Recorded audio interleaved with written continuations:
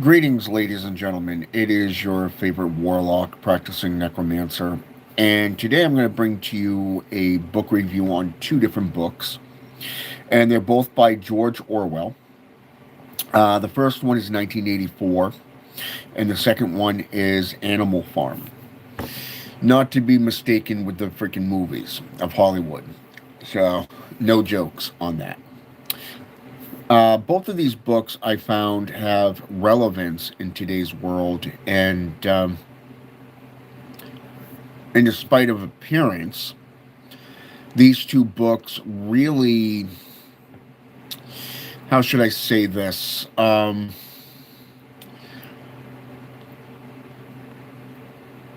prophetic, if you will. I mean, we're talking books from the 1980s, and it's now 2026. So you're looking at 30 years ahead of schedule, if not almost 40 years ahead of schedule. So, in a sense, these two books are kind of prophetic about society and how we perceive things. When we look at religious factions, let's say Catholicism, we see the Pope, the pulpit, if you will, the Pope himself, the pinnacle of holiness, right? That is what the world has been led to believe, and everybody strives to be at that title. It would be like becoming a cardinal. You're basically top dog underneath the Pope himself. Archbishops and then bishops underneath them. Then you have the pastors and reverends, deacons, and all that underneath them. This is how the JCI is structured. But a lot of people, when they go to church or they go to a temple, let's say Jehovah's Witnesses, or let's say the Vaticans, let's go with Orthodox Catholicism, or that of, say, the Roman Catholicism.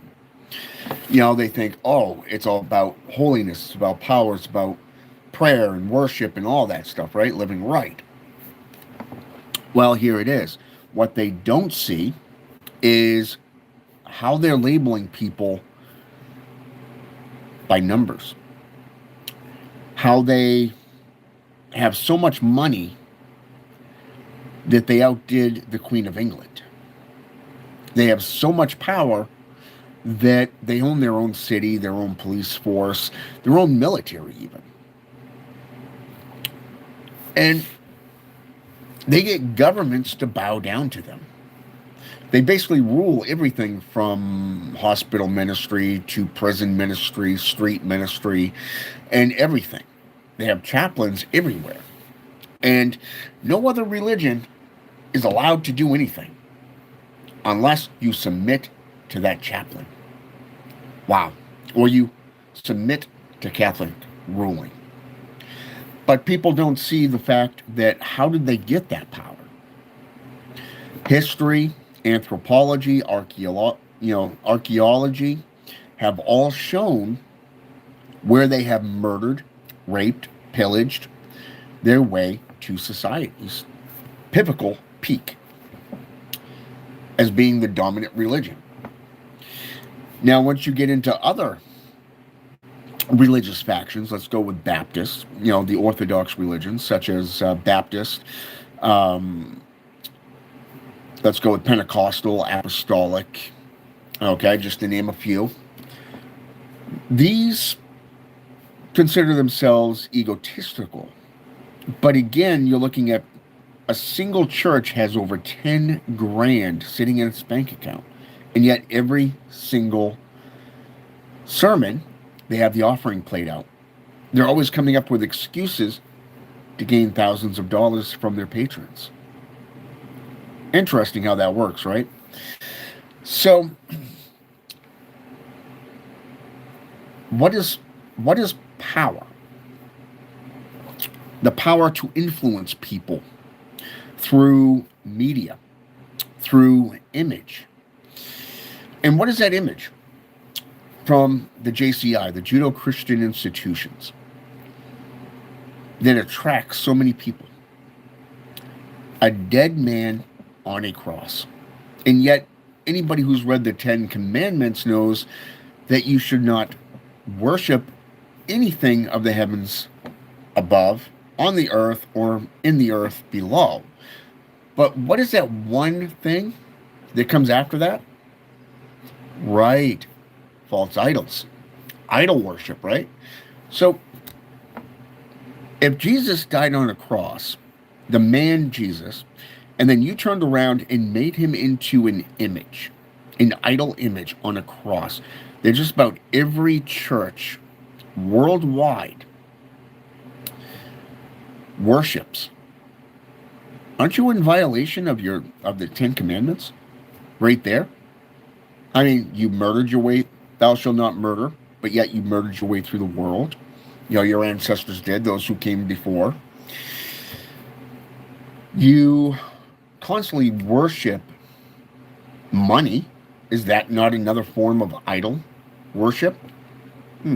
It's material. It's, materialistic.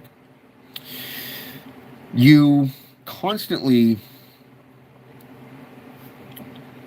covet your neighbor's wives. I mean, if you look at the divorce rates worldwide, they're all fucking Christians. Catholics. Christians. Even the Nazarenes. Everything today is considered to be of the devil to them. Think about it.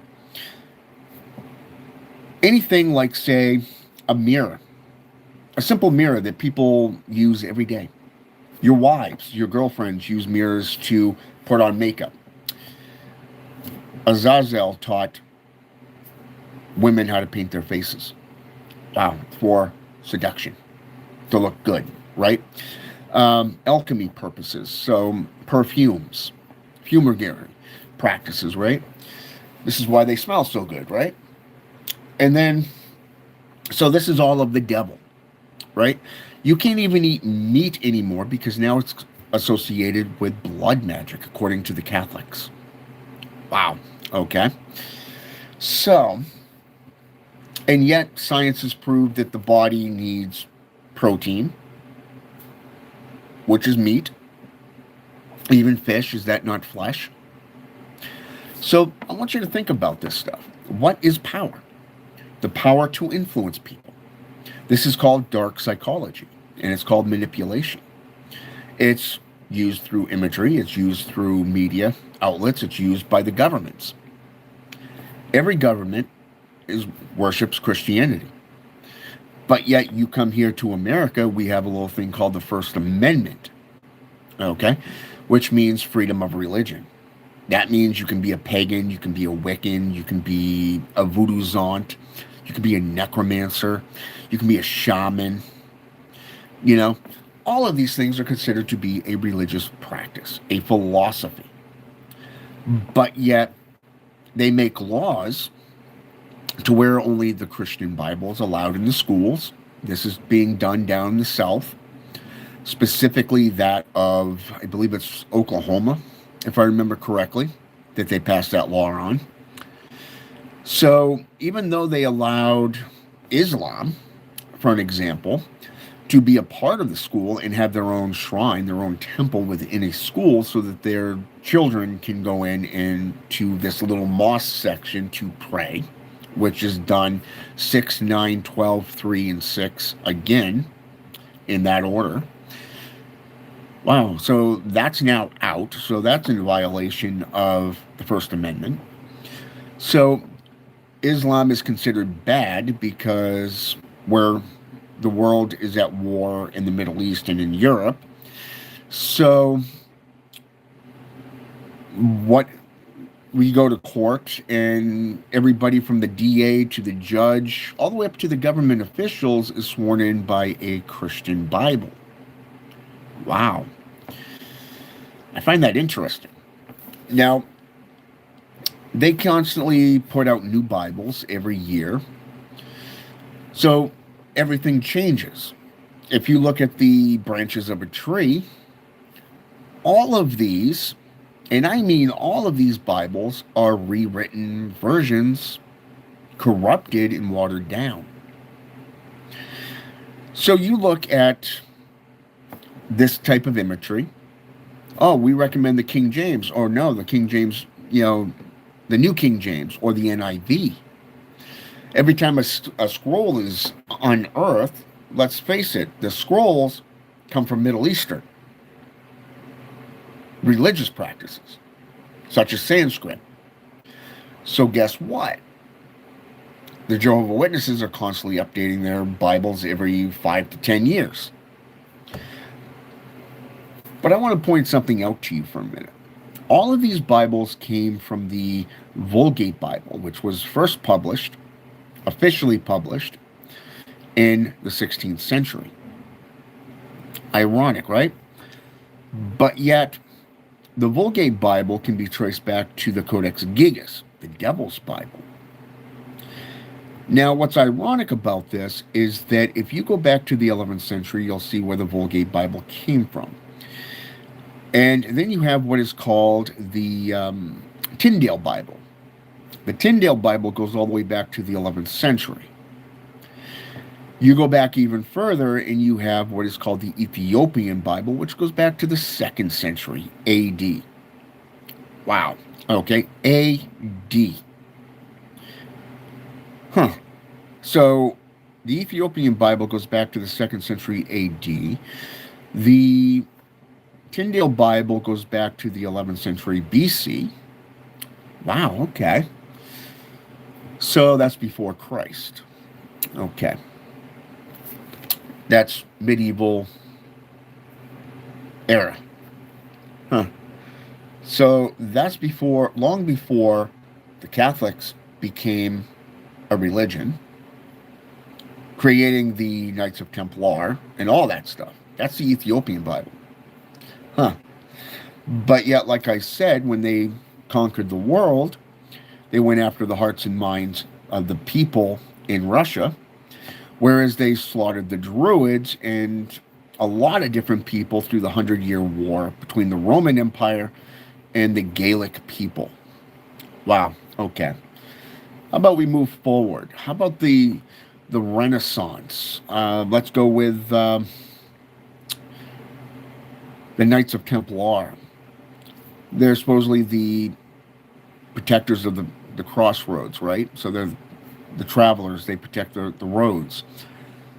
But yet, they went on to the Holy Wars. All three of them. And at the end of the third one, they were disbanded, dubbed heathens. Wow, okay. But yet, since then, how many people have Christians killed? Witch trials, the burning times, persecutions. Wow. Let's go with the Satanic Panic. How about the rape of Dukan in Indonesia? 1998 on that one. Late 80s, early 90s for the Satanic Panic. Even today, you're still persecuting witches, which is violation of the First Amendment. Wow. Okay. So again, I ask you, what is power? What is the perception of power? The power that used to be there was to enforce the laws, right? To enforce that way of life. Nicholas Remy, in his book Demonolatry, broke down the three types of witches when it came to the church. First one are those that worked for the church. These were the ones that were authorized to perform rituals and rites because they were holy monks. It was said that and thought of that these monks could not be corrupted because they were servants of God. The second one, the second class, were those that went to the church and petitioned to be able to do healing rites. These individuals had to accept the fact that if they granted it or denied it, it's basically their hands are tied one way or the other. And then you had the third type, which is considered the devil worshippers. Those that are the heathens, the bad guys, the ones that told the church to go fuck themselves. Pretty much. So think about that. Okay, what is power? The power not to give a fuck, right? The power not to care. You have your belief, I have mine. Stay out of my way and I'll stay out of yours, right? But no. Christians are constantly pushing their agendas everywhere. Social media platforms, out on the streets. So it comes down to society's belief structures. It comes down to how you interact with each other. It comes down to conquering your mind, your fears. So 1984 is one of those books that is based off total Larry. How should I say this? The totalization, if you will, of herd conformity. When you control the populace through fear, how do you do that?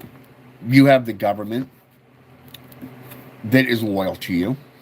Every president has been proven to go to Italy, to where the Pope is, then down into Africa, down into South America. Now, not South America, but more of Antarctica. Now, what's in Antarctica? The 7 Peaks, where the fallen angels were said to be encased. Look up the 3 books of Enoch, and you'll see where that is. I believe it's in chapter 18, if I remember correctly. Chapter 18 of the 3 books of Enoch. And every president of the United States has gone there and gone in that same angle. Every single one. Now, you control the president, you control the government, you control the laws. Now, the laws are there to control the people. So slavery hasn't been abolished. It's just been rewrapped with a pretty new bow. Religion is the same way. Capitalism is the same way. If you're at the low end of the totem pole, you're a servant. If you're at the top, you're the rich. Interesting how that works, right? So when you get into 1984, you learn about the perception of power. You learn about false power, balance, harmony.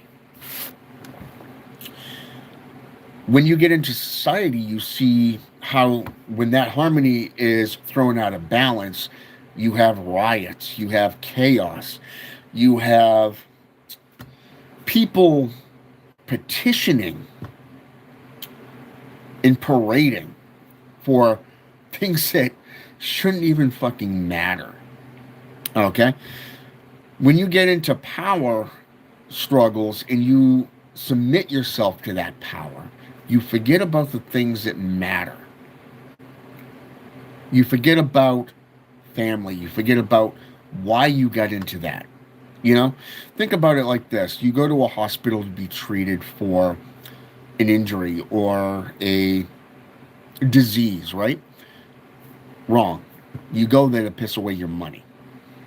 Because to them, it's a business. It's all about money.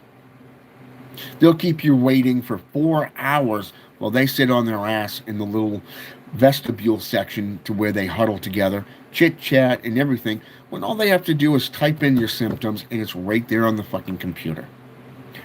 3 to 4 hours, you sit on a gurney while they sit there and relax, laugh, have a good fucking time. Nobody has the knowledge anymore. It's all on a laptop. It's all on a computer. It's stored in technology. So that power is taken away from the people and put into technology, so the AI controls the masses. So how do you benefit from that? You don't. Because number one, you have the laws that's going to keep you down. You got the companies that control the power because they have what you need. So therefore, you have to submit to them in their ruling. Otherwise, you end up with shit, right? Now, that's where Animal Farm comes in. Animal Farm, which is a great book, by the way, deals with similar topics to manufacturing consent, which deals with the political media type shit. But this book deals with tyranny. It deals with slogans, ads, advertisements. It deals with the way that you present yourself. And this one here actually was around, I want to say 1917, if I remember correctly. It deals with the Russian, some kind of war in Russia around 1917. Very, very good book. And it deals with targeting certain individuals. Think of, what's that term I want to say here? Race mysticism. What is race mysticism? It is if you actually Google this, and when I first heard this term, I had to do this as well. I've been a cultist for 35 years. So, and I've never come across this term race mysticism before. So I actually had to Google this. And I found this in The Rise of the Fourth Reich by Jim Marrs. Is where I first came across this one word, two words, I should say, race mysticism. So what is race mysticism? It is the purity of blood. So when you go back to Germany in the 1930s, between World War I and World War II, when Adolf Hitler was actually an MP, military police investigator, he was sent to investigate this particular group, if you will. Now, what's ironic about this is that it set him on that path to going to prison after a failed popularity contest where he was played by the rich and famous.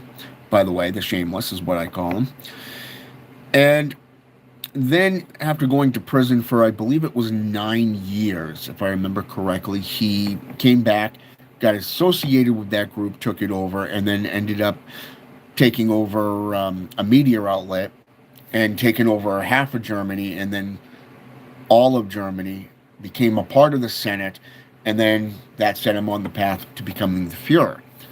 Now, the point of this is that when you control the people, you control what is said, the information. Look at your privacy laws. Okay, look at social media platforms when you get underneath the privacy laws, when they keep saying we're updating our privacy laws, our laws of consent and all that stuff. Think about that for just a minute. They're silencing you on and limiting you on what you can say and what you cannot say. Okay, so Animal House basically singles people out, certain groups of people, and that's what race mysticism is. So if you are Caucasian, in the beginning of World War II, then you are considered the purebloods, if you will. You are considered the top of the fucking food chain and had the right to do whatever the hell you wanted. If you were Jewish, if you were Haitian, if you were Latino, Native American, even a half-breed, you were inferior to the Caucasian person. That's what race mysticism is. It is the purity of blood. And that's the simplistic version of that. So even today, we're looking at this within a form of fascism. Fascism is being further and further implemented in society today because of the segregation of certain individuals. Let's say the LGBTQ. Let's go with groups like Black Lives Matter. How about feminism? The feminist movements. Let's go with the mega movement as of today. Okay, how many times has Trump been, been hit? Think about this. Since 2016, he has been singled out since day one of becoming president, the first time around. And even when he wasn't in office, they continued to hit him up. Trying to impeach him, trying to convict him, trying to shut his businesses down. Okay, and even now, it's more of a grander scale. Now they're trying to assassinate the man. Okay, or at least that's what they're making it appear. It's called popularity, is what it is. So it comes down to the image. So the fairy tale is that the grown-ups records the evolution and the revolution against tyranny. I liked personally the little booklet. There was like 90, I want to say 96 to 99 page long, was called On Tyranny by Timothy Snyder. And I do recommend you get that book, and I'll tell you why. He basically put into play, if you hear this or you see this going on, it's a form of tyranny. It's a form of fascism. It's associated with fascism. And now you got YouTube channels that are saying if you stand against fascism, then you're dubbed a terrorist. Wow. Okay. That's like saying that if you practice witchcraft, in the old sense, let's say necromancy or shamanism, then you're a heathen. Okay. If you practice paganism, then you submit to the church as being superior to you. Okay. If you want to do ministry for Satan as a black pope, or say the ministry of Satan, then you have to submit to a Catholic chaplain, which basically is the same thing as race mysticism, because apparently the chaplain is the gatekeeper to all these locations. Wow. Okay. And then you have to deal with the street ministry. You don't want to go to hell. You know Satan's a murderer, right? All these little implements of word plays. But yet anybody who's read the Bible, anybody who's read the Quran, anyone who's read the Jewish Bible or the Hebrew Bible, going as far back as, say, the Talmud or the Jewish Haggadah, go back into the Zohar, or let's go with the Munich manuscripts. You go back into these old Bibles, these really old Bibles like the Ethiopian Bible or the Tyndale Bible, the Vulgate Bible, and then you realize, wait a minute, it does not say thou shalt suffer a witch to live. No, it says thou shalt not suffer a murderer to live. Okay, so they changed that. Little changes. Then you get into things like Satan's a murderer. Really? Where in the Bible does it say that he's murdered people? What it does say is that God sent his angels to wipe out Sodom and Gomorrah because he didn't like the fact that there was homosexuals there. That, people were crying out. Wow. You tell a woman not to do something, she's going to do it anyways, right? So what happens? The angel says, do not look back. The woman looks back and gets turned into salt. Wow. Okay. Or stone in this case. Wow. Okay. Thou shalt not covet thy neighbor's wife, but yet they do that throughout the Bible. The Bible teaches that God is the biggest fucking murderer out there. I mean, he flooded the world. All his followers have committed incest, murder, rape, just about everything that his 10 Commandments says not to do. Wow, but yet Satan is the bad guy for fulfilling an office. An office. Wow. Okay. Lucifer was associated with Venus in the old world. the first star that you see, if you read the Necronomicon, pages 7 to page 12, read between the lines, you can find out easily that the Mad Arab started his journey in January as Venus disappeared from the night sky, and then finished his journey when it reappeared. Wow, okay? That's in Simon's Necronomicon, by the way. You go back into Lovecraft's Necronomicon, you see the aliens, or what we classify as aliens. You see the outer gods, the inner gods. You see all of this stuff, right? You see the servants. You go into Islam, you see the same thing. You got Allah, and then you got his angels. We call them jinn, the genies, shaitan, man of fire. And all he did was ask a question, right? I'm a being of fire. Why should I kneel before a being of clay? Same thing that they said that Lucifer did, right? But yet nowhere in the world did it say that he was cast out of heaven. But what it does say is a shooting star. He fell at Lucifer, son of the morning, Isaiah 14:12, fell from the heavens. Fell from the heavens. He was not cast out. He fell from the heavens. Every fucking Bible says this. Okay? But yet, let's see. Samael, the serpent, the venom of God, was said to have tempted Eve, the first original sin, which cast everybody out. You have one woman, one man. They produced 3 sons. One son killed another son. That left 2 sons. Where did Cain's wife come from? Where did Abel's? How about Seth? How about Seth? Where did his wife come from? If Adam and Eve were the first humans, wouldn't that suggest that they committed incest to begin the human race? So, in reality, every person in this world is related and descendant from them. Wow. Think about that for just a minute.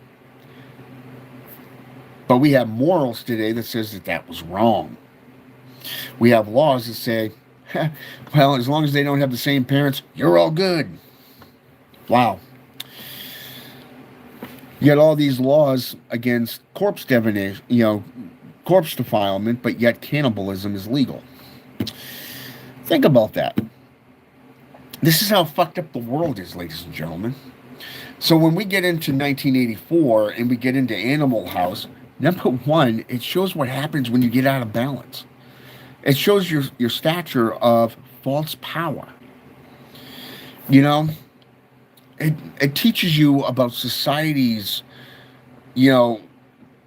track record with forgetfulness of past orthodoxies. Gustav wrote a book called The Crowd.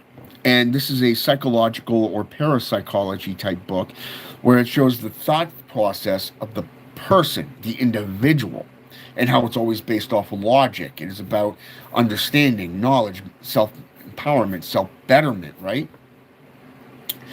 But yet it also shows what happens when you get a crowd mentality. Let's say, for an example, back in, I believe it was Missouri, if I remember correctly, about 10 years ago, a Haitian, an African-American child, I believe he was 13 years old, if I remember correctly, supposedly drew down on a Caucasian officer. The officer put the kid down, meaning he murdered him, shot him. Instead of it being about that incident, society rose up and rioted.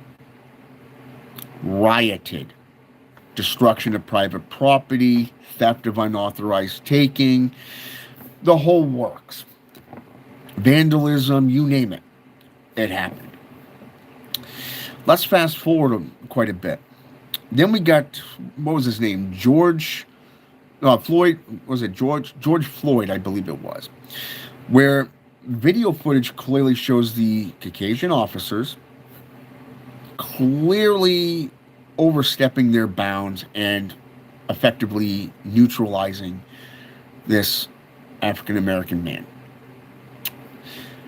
But instead of being about that crime, the crime of murder, police brutality, half the nation rose up in rioting, and the same thing happened again. It stopped being about that crime and became an excuse to commit vandalism, destruction of public property, theft of unauthorized taking, basically violation of numerous laws, yet again. So even though we go to the United States Constitution and we come to 2016 to 2026, we see that when celebrities get involved in politics, we know it's going to be a shit show. It's a sign it's not truth. It's falsity. And it's an excuse to go, look at me, I'm doing something good. So what do these two books teach you? They teach you about observation. They teach you about false power.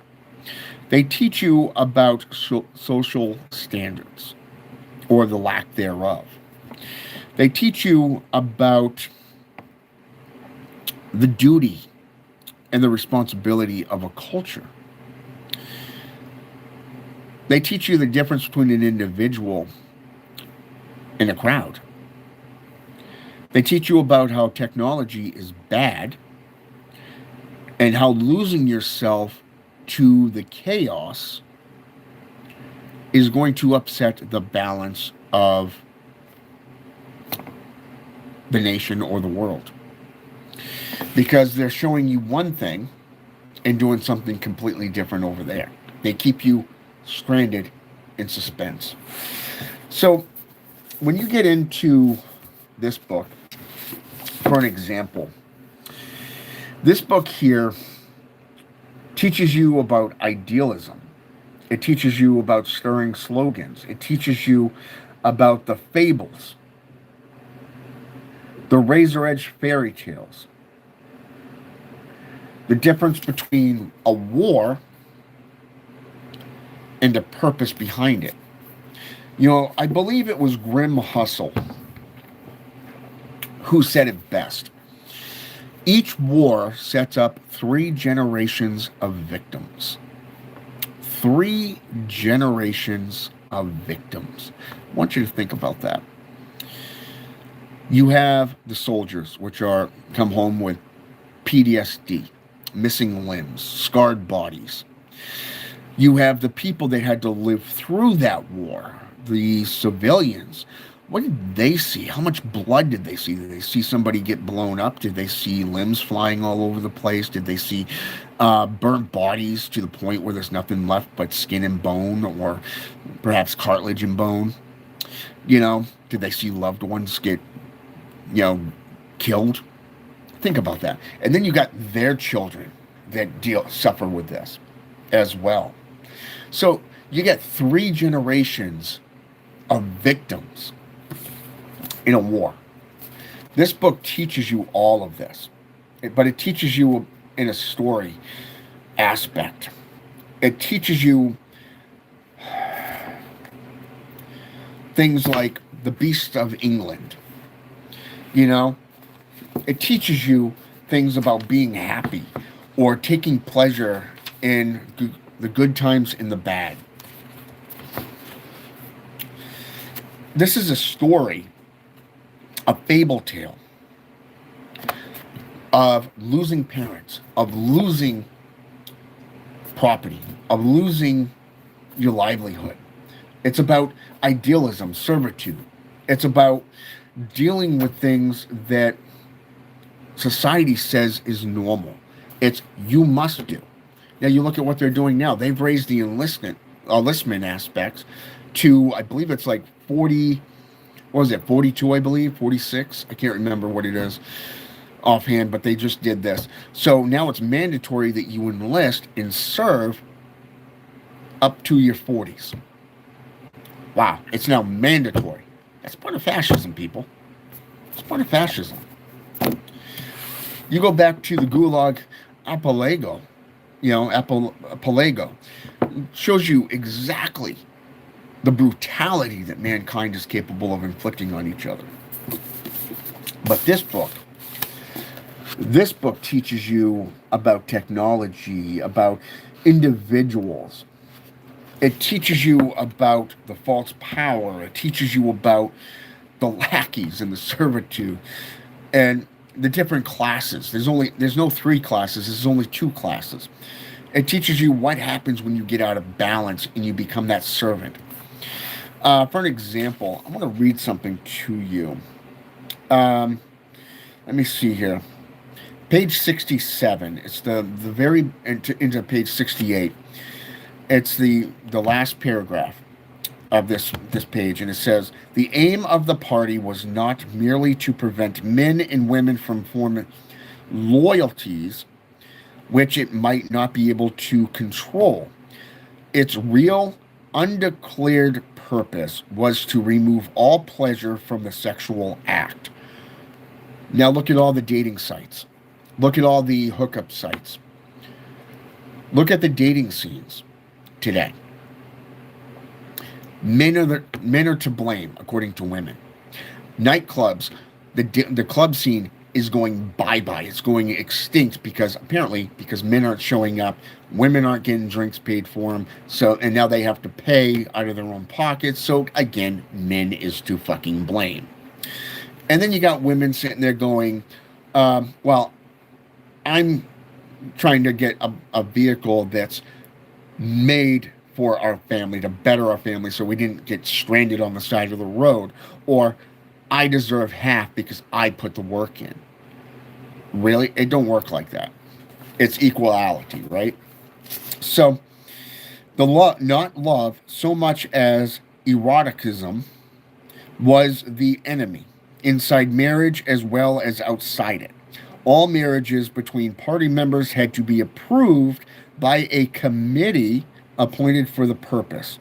And though the principle was never clearly stated, permission was always refused if the couple concerned gave the impression that being physically attracted to one another. The only recognized purpose of marriage was to beget children for the service of the party. Sexual intercourse was to be looked on as a slightly disgusting minor operation. Now think about how women view this today. Wow. Like having an enema. Literally, like having an enema.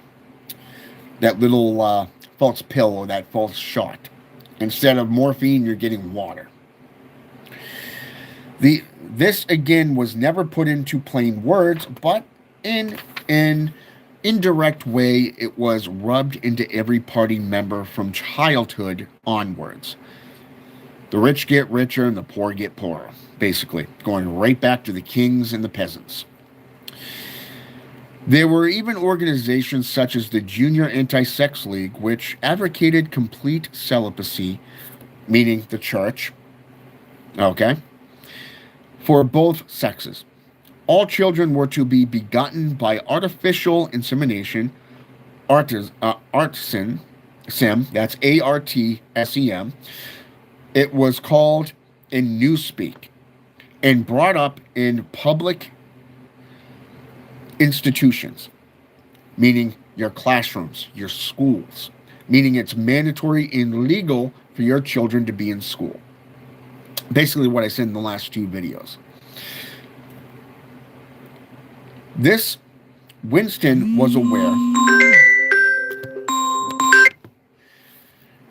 aware, was not meant altogether seriously, but somehow it fitted in with the general ideology of the party. The party was trying to kill the sex instinct, or if it could not be killed, then to distort it and and dirty it. And it goes on from there. But think about it this way: image, publicity. Why would you want to go out and get a toy that you already have, or say a kitchen tool that you already have when it works just fine? If relationships are so bad, then how come humanity has survived this long? I want you to think about that. I highly recommend 1984 to you. I highly recommend Animal Farm to you by George Orwell. Very, very good books. They will enlighten you on society, on your perception of things, and how not to be, or to allow yourself to be drugged into falsity. It will better your life, and you will be grateful for it. So this is why I recommend the older the books, the better. So think about that for just a moment. Riley Morris.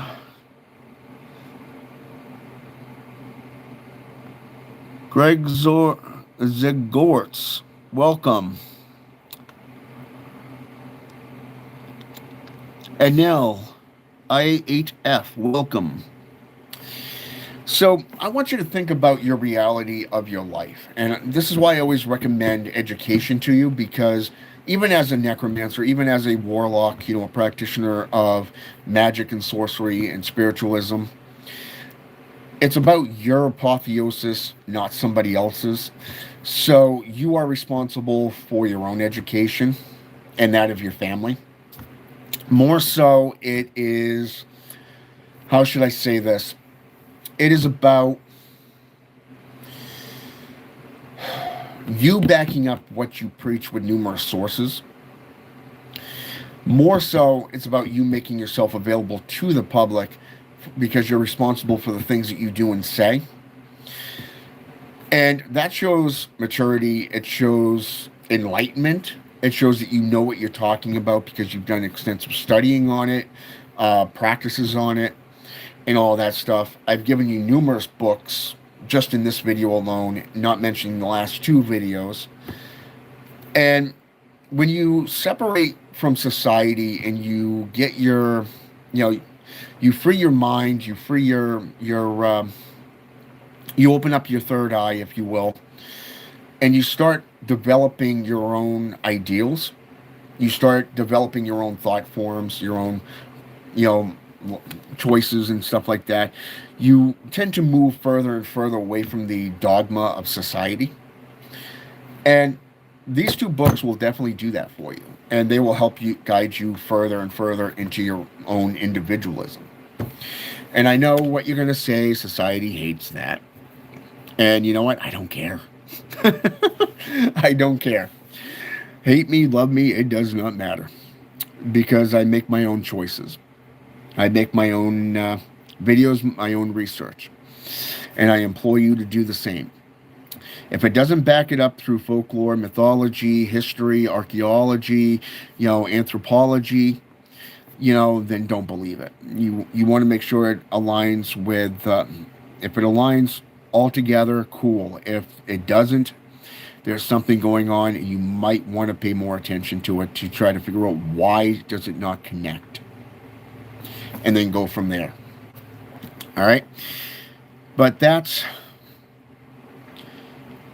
exactly, Christopher. Definitely, out-of-print books are skyrocketing in value. I mean, most of the books that I've been recommending have been banned in most countries. Like the Gulag, for an example, that was banned from most countries. And that was funny as all hell. It's like the Egyptian. I mean, I paid a lot of money for that one. But yeah, there's a lot of books that are, within the 45 book, reading list that I have that have been banned by a lot of countries.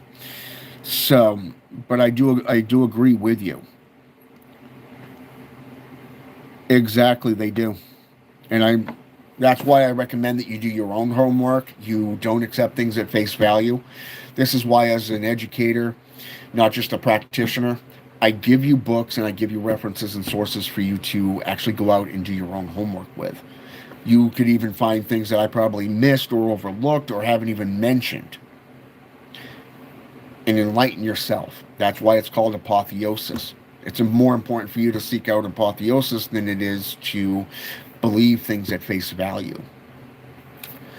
But for now, I'm going to get off here, and until next time, I want to thank everybody for jumping on here with me. If you like what I do and what I put forth, either from my sorcery practices, my education, or even the books that I put forth that have been put out by numerous different people,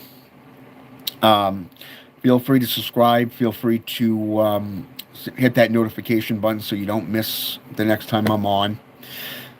And until next time, I'm out.